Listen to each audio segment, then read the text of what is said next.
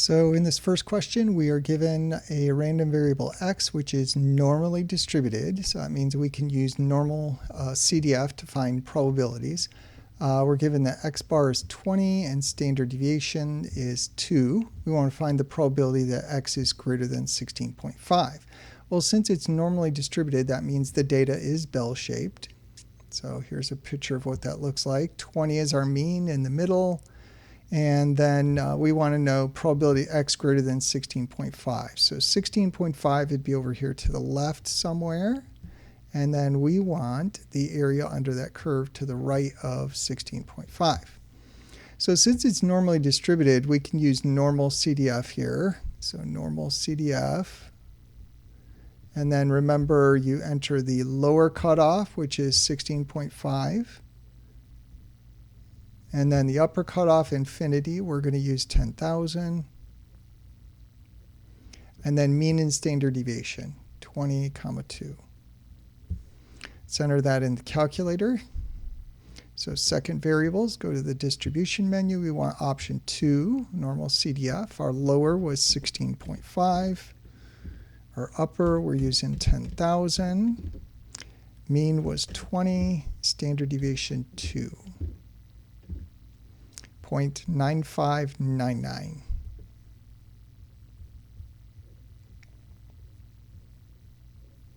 So that is this area here. It's about 96% of the area.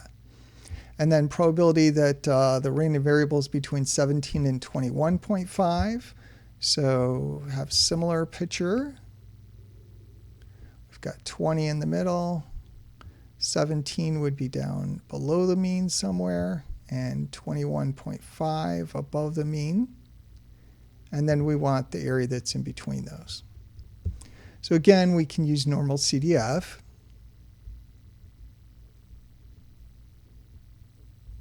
And our lower cutoff will be the 17, upper 21.5, mean 20, standard deviation 2. Enter that into the calculator. So lower 17, upper 21.5, everything else is the same, 0.7066. And that is this area here. So I'll probably have you doing those problems in Canvas. But anything that's probability with a normal distribution, you'll be able to use normal CDF. Next up, we have a sampling distribution here. Population of measurements consists of 0, 6s, and 12s with the same relative frequency, like this, all probability 1/3. We are going to construct the sampling distribution here.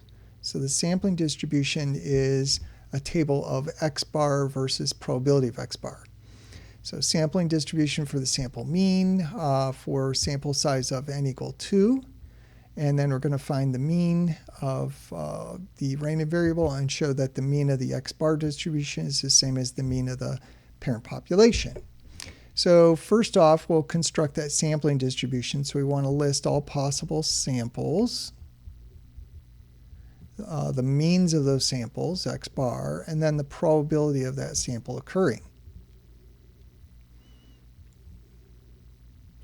So possible samples, we could pick a 0 first and then a 0.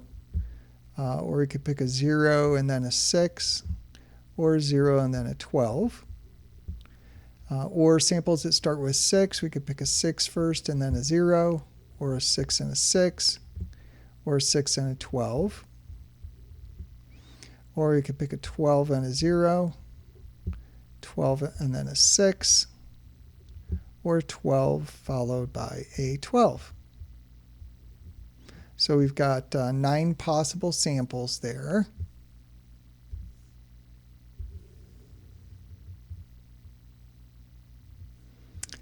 And then we want the mean of each one of those samples. So you average the two values. So average of two zeros is 0. 0 plus 6 is 6. Divide by 2 is 3. Sum of 12 divided by 2 is 6. And then our averages will be 3, 6, 9, 6, 9, and 12. So is the X bar values. And then there are 9 different samples. They're all equally likely because the first and second elements are equally likely because of that table. So 1 out of 9 is going to be the chance that you would pick that sample, which is the chance that you'd get that mean. So this is the same all the way down, all 1/9. So then our sampling distribution is the table X bar, probability of X bar.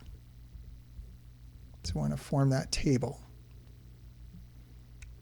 So our different X bar values are 0, 3, 6, 9, or 12.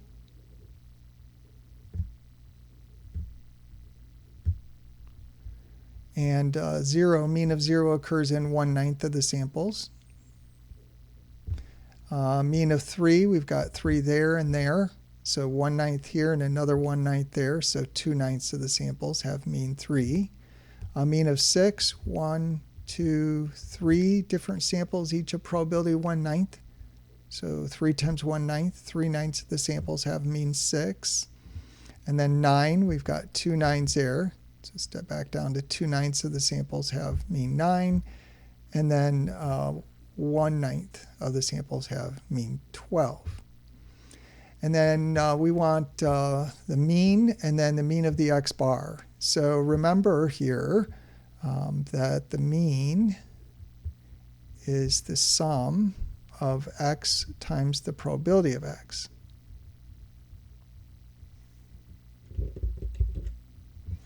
And then the mean of the X bar distribution is the same thing, but instead of X, it's X bar. So we sum up X bar times the probability of X bar. So we need one extra column on this table. It's going to be the product column, X bar times the probability of X bar. So multiply straight across. So that would be a 0, 3 times 2/9, 6/9. 6 times 3/9, 18/9. 9 times 2/9, 18/9. And then 12 times 1/9, 12/9. And then we will total those up. Now this total adds up to 9/9 or 1. And that should always happen. And then over here we've got, let's see, 12 and 6 is 18, and 2 more 18s. 3 times 18 is 54/9. And 9 goes into 54 6 times. So that's actually this one. That's the mean of the X bar is 6. And now let's find the mean of the X's. So we've got X, probability of X, and then the product. So we do the same table, but with X instead of X bar. So your X values are 0, 6, or 12. They all have probability 1/3 here.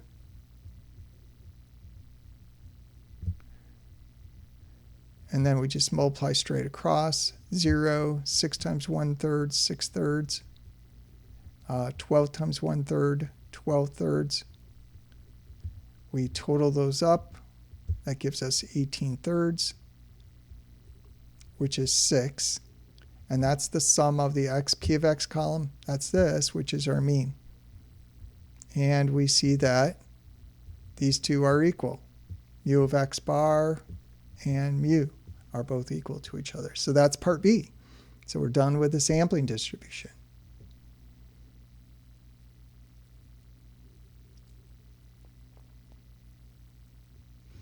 And then in problem 3 here, we've got scores on an ACT test are generally normally distributed.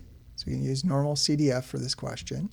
Suppose the national or composite mean score for 1999 was 22.4 with a standard deviation sigma of 4.2.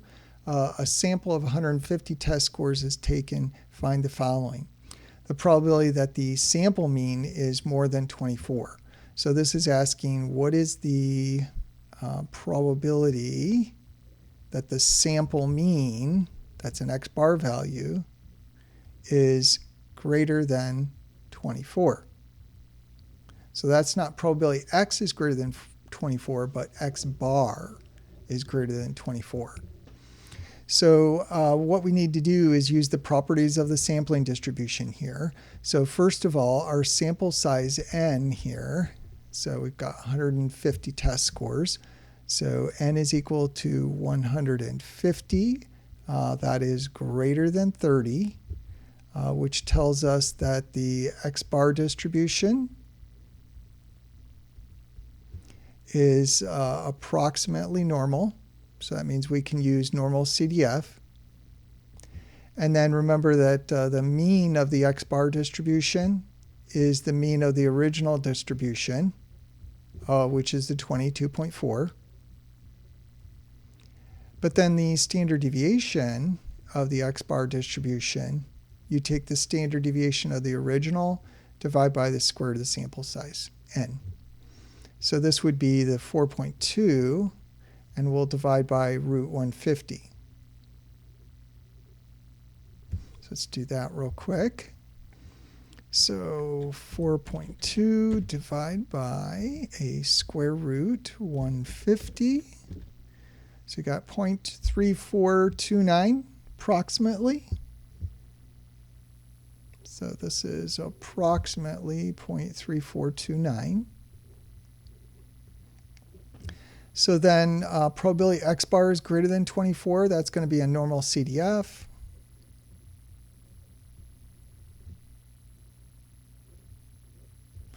And then our lower cutoff, give ourselves a little bit more room here.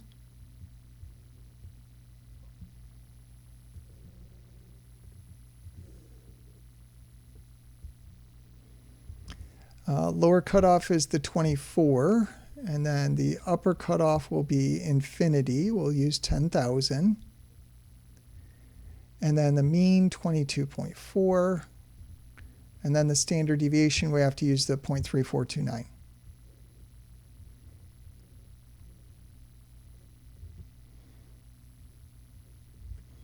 So let's see. Let's go ahead and plug that in. So we want to go to the distribution menu, number 2, Normalcdf. Our lower is 24, our upper 10,000, our mean 22.4, and our standard deviation 3429. Paste it. 1.57 times 10 to the negative 6th.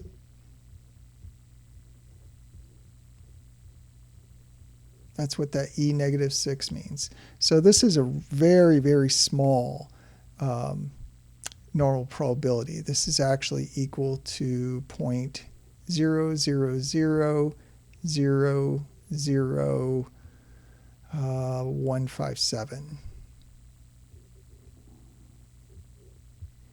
Yeah, because that would move the decimal 6 places to the left from the 1.57. So very tiny probability there. What would happen to your answer in part A if the sample size was doubled? So where did sample size come in? Well, it had to be greater than 30. If you double it, it's still greater than 30. If n was equal to 250, then that would also affect our sigma x bar. So your sigma x bar would equal 4.2 divided by square root of 250. And that's going to be a smaller standard deviation. We can compute that real quick. So 4.2 divided by square root 250. So 0.2656.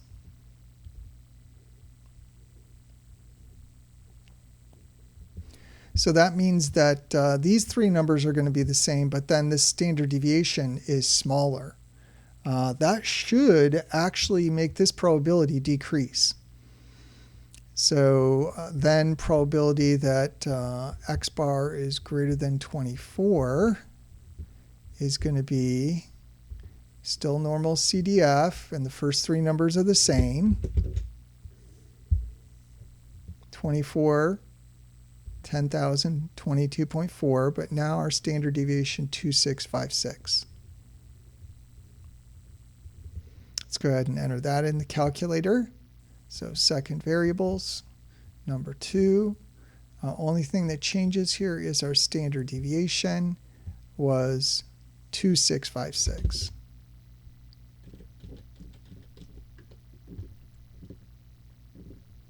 And now we've got 8.53 times 10 to the negative 10. That's even smaller.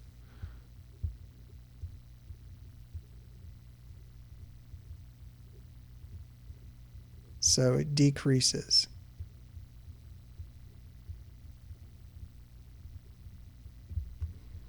So you've got a tighter distribution, so it's going to be a smaller probability that it's past this cutoff of 24. See, what you've got going here is you've got your distribution like this, your original distribution, 22.4, and we're finding probability it's greater than 24. So that was a small probability to begin with, so let's put it out here. So we're finding that little probability. So now we say, okay, well, what's going to happen if we make this distribution tighter? So let me do that in red here. So your new distribution still has mean 24, but it's tighter. It looks like this, maybe. And now we want to know what's the probability that we're past 24. Well, it's going to be this little teeny tiny sliver of area. So you make that distribution narrower, then any probability in the tails is going to get smaller. So just remember, if you're finding the probability of a sample mean is between or greater or less than numbers, you have to change that standard deviation. You have to use sigma x bar. Still use normal CDF, but you got to change the standard deviation of the sampling distribution.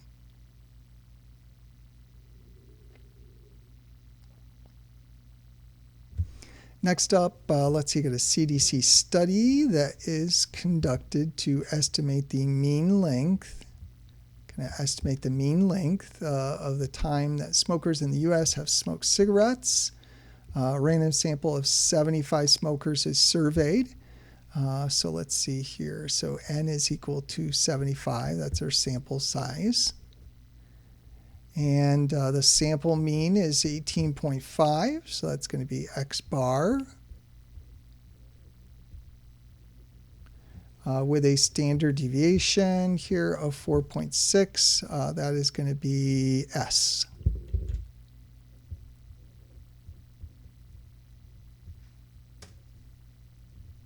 So first of all, verify the conditions for constructing a confidence interval are met. So I want to verify that those conditions are met. So recall that those conditions are, we need a simple random sample.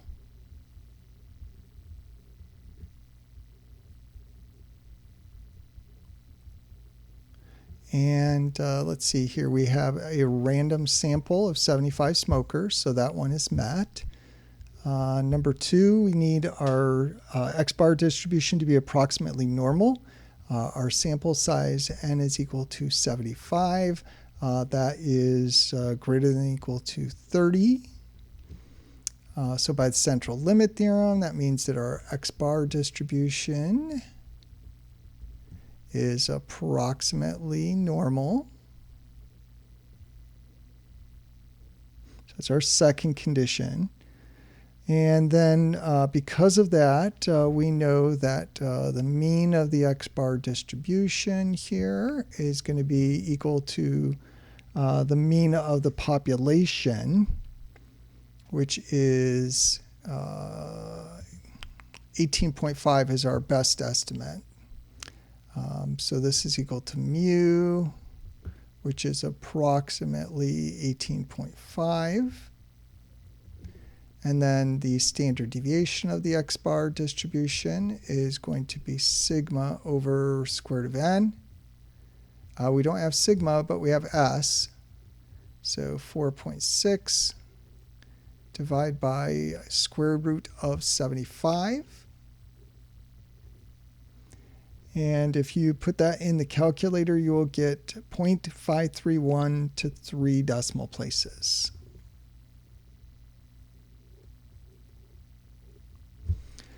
find an 80% confidence interval for the mean smoking time.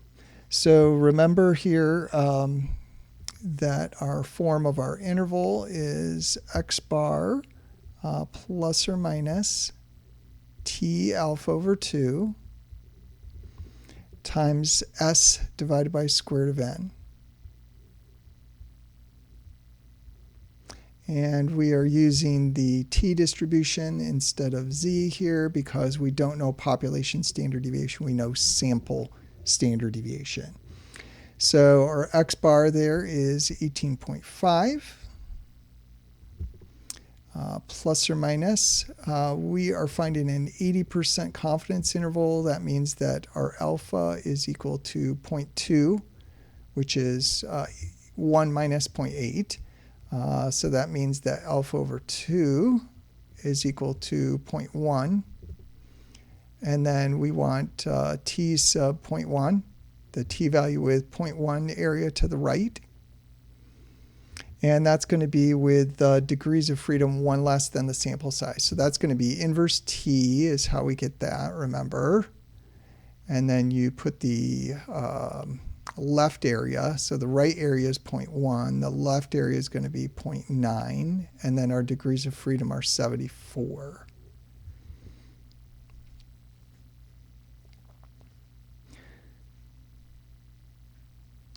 And that value is approximately 1.29.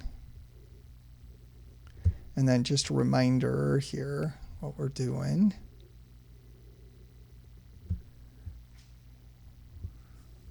We've got a t value of 0 in the middle. Area to the right of this t value is 0.1. So our t sub 0.1 is right there. This area is 0.1. And so that means that the area to the left of that is 0.9. That's this value. So double check that. Go to the distribution menu. We're doing inverse t number 4. Our left area 0.9. Our degrees of freedom 75 minus 1, 74. There's our 1.293. So 1.29. And let's see, do we want then s divided by square root of n? So our s was the 4.6. And then we're dividing by square root of 75. Oh, we actually already found that, 0.531. So 1.29 times that 0.531 will give you 0.68 to 2 decimal places. So this is 18.5 plus or minus 0.68, which is going to be 17.82 on the lower limit. And then adding the 0.68, 19.18 on the upper limit. So that's doing it by hand. Let's go ahead and double check with the calculator. So we are going to go to Stat, Calc, tests here, and we want a t interval right there, number 8. And we're going to make sure that stats is highlighted because we've got summary stats. So our x bar there was the 18.5. Our s was 4.6. And then our sample size 75. And our confidence level 0.80. And calculate. And 17.81 to 19.19. 17.82, 19.18.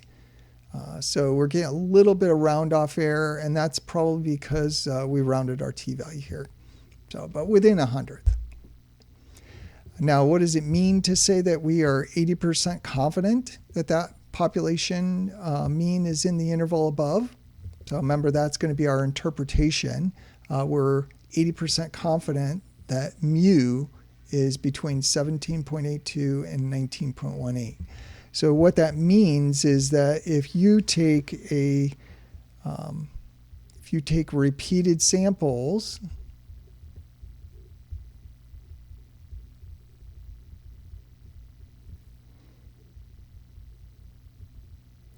of that same size 75, so of size 75, then 80% of those of the confidence intervals that are generated from those intervals, generated from the samples, will contain mu, the actual population mean. So it's a probability statement about the proportion of confidence intervals that contain the population mean.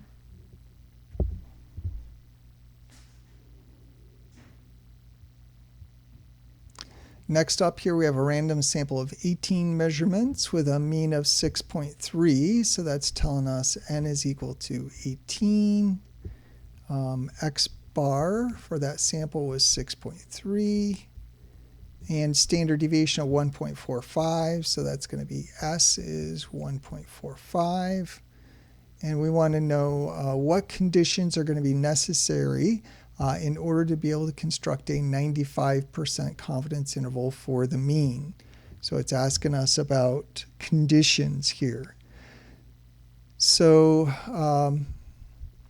n is equal to 18 here. So notice n is equal to 18, which is less than 30. So these samples are not big enough, so that means that the x-bar distribution may not be normal. So this implies that the x-bar distribution may not be normal, because central limit theorem says your sample size has to be at least 30. So, or the other way to get a normal x-bar distribution is to have a normal population. So we need an approximately normal population.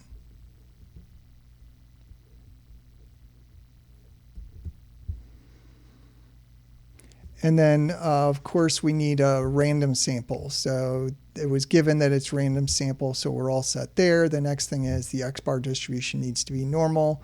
And if we have a normal population, then that implies our x-bar distribution is also normal.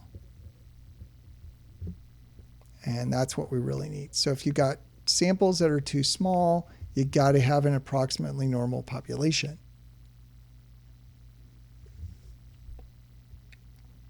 That was the part of the central limit theorem that students often forget.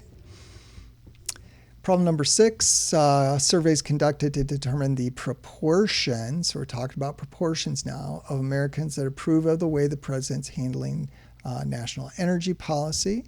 Random sample of 250, so that's n. So n is equal to 250.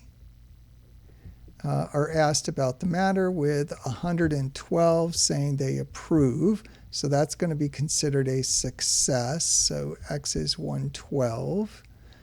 Assume the distribution of sample proportion is normal. So we are assuming normality in the sample proportions. Construct a 99% confidence interval for the proportion.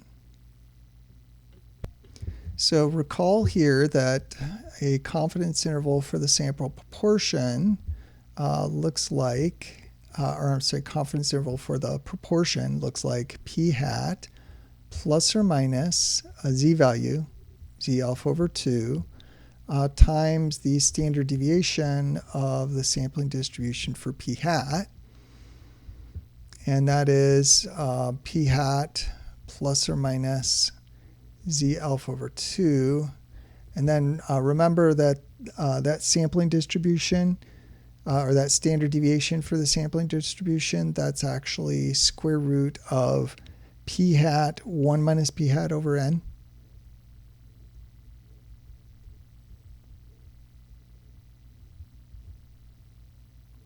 So that's what we're aiming for. So first of all, we need our p hat here, which is x over n. So that's going to be 112 over 250. And that is 0.448. And then we're doing a 99% confidence interval. So your alpha is 1 minus 0.99, 0.01. So that means that alpha over 2 is equal to 0.005. So then our z value there is z alpha over 2, which is z 0.005. So that means 0.005 is the right area, and 0.995 is the left area. And that is in the table of common confidence coefficients that's on the formula sheet. That is 2.575. So here's our exam 3 formulas. And we've got our common confidence coefficients here. And we see 99%. And z alpha over 2 is 2.575. So that's where we're getting that. And so now we've got everything we need to go ahead and plug in. So our p hat here is going to be 0.448. Plus or minus our z alpha over 2, 2.575. And then we could actually figure this out separately if we wanted to. Why don't we go ahead and do that? So our sigma p hat here is going to be square root of p hat, so 0.448 times 1 minus 0.448. And then we are dividing by our sample size, which is the 250. And if you plug that into the calculator, you will get 0.03145 to 5 decimal places. So that'll be 2.575 times 0.03145. And then if we do the calculator work here, multiplying those guys, we will get 0.081 to 3 decimal places. So this is 0.448 plus or minus 0.081. So subtract the 0.081 from the 448, you get 0.367. And then add it, and you get 0.529. So there's our upper and lower limit. So that's if I ask you to do it by hand. We can double check this on the calculator. So this is a proportion interval. So we're going to go to stat, tests, and then we've got a 1 proportion z test there. We've got a z interval. We're doing, I believe, yes, 1 proportion z interval. So our x successes, that was 112, n was 250, and our confidence level was 0.99, 99% confidence.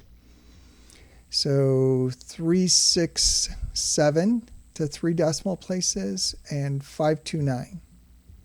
So 367, 529. It's agreeing with what we did by hand. And then part B, they ask us, administration claims that 65% of Americans approve of the president's energy policy. What can we say about that claim in light of the answer in part A? Well, we are 99% confident that the proportion is in there. So we're 99% confident that true population proportion, P, is between 0.367 and 0.529. So that means for 99% of the samples, the confidence interval generated should contain the population proportion. Well, this is one of those 99% that should contain it, and 0.65 is not in that interval, right? If we draw out the number line here, we've got 0.65 up here, 65%, which is what the administration claims the approval is. And then our interval down here goes from 0.367 to 0.529, with our mean in the middle at 0.448. So since 0.65 is not in the interval, and it should be 99% of the time, the claim is not likely true.